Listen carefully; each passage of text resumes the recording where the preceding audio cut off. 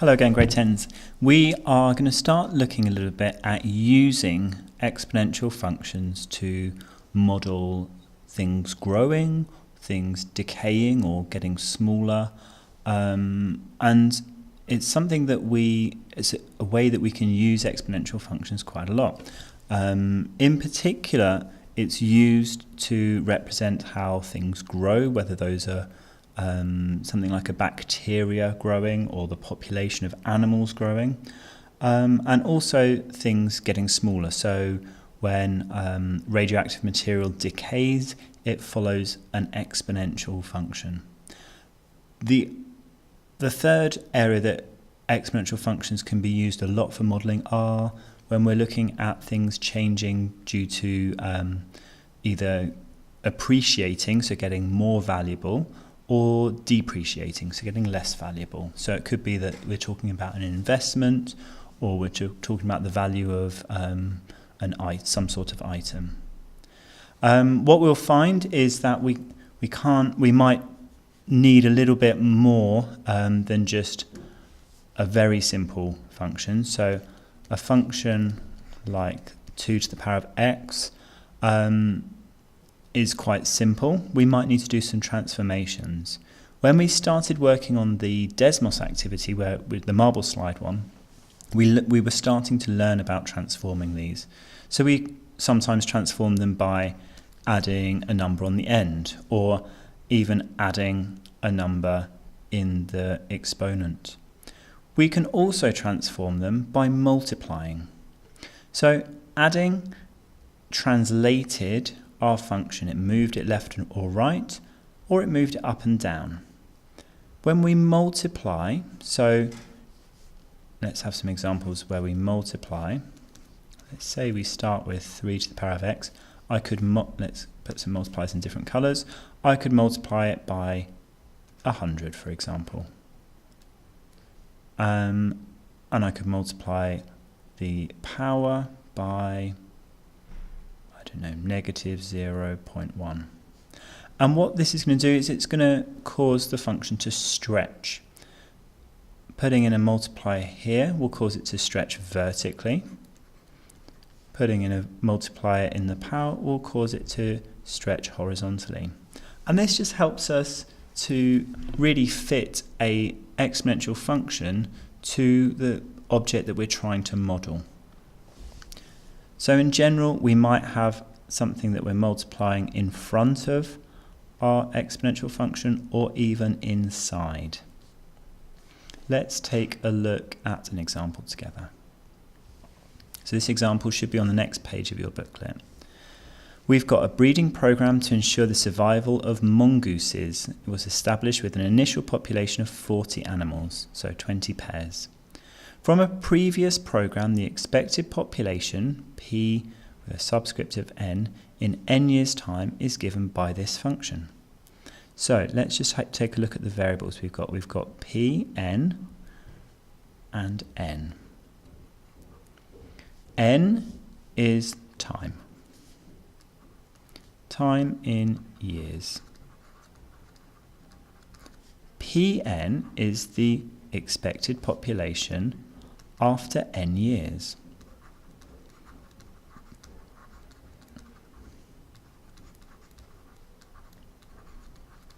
And let's take a look at the function. It says Pn is equal to P0 times 2 to the power of 0.2n.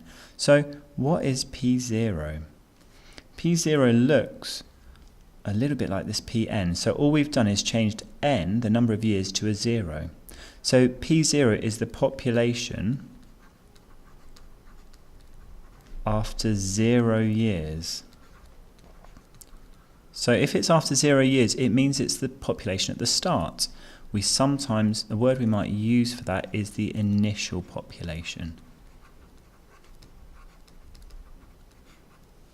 Okay, we could have P2 or P5 to be the population after 2 years or 5 years. So this is our function then. To find the population after however many years we want, we take the initial population, which we were told, we times it by 2 to the power of 0.2 times the number of years. So let's take a look at these questions. Part A, what is the value of P0? Well, we said that that's the initial population, and we're told that the initial population is 40. What's the expected population after 3 years? All I'm going to do is I'm going to substitute in 3 for n. So P0 is 40 times 2 to the power of 0.2 times n is 3. I'm going to put this into my calculator. Let's just do this quickly now so that you can also check that you're getting the same answers. 40 times 2 to the power of 0.2 times 3. And I get 60.628 ... So we could say 60.6, but really if we're talking about the population of an animal, it might be a bit more sensible to round it. You could argue that you need to round up to 61, or you could argue that we haven't quite reached 61 yet and 60 would be more appropriate. Both of those answers would be acceptable. It's the same idea with part 2. We're going to have 10 years, and part 3 we're going to have 30 years. We will take a little look at sketching the graph. Let me just get rid of some of this. Make a bit of space for us. Okay, let's have a quick sketch of the graph.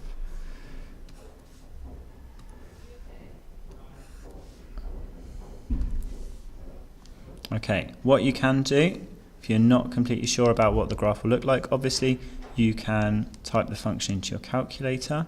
40 times 2 to the power of 0.2x, and take a look at how your calculator sketches this. Okay, we'll see that it seems to have an asymptote around the x-axis, so I haven't gone through the x-axis.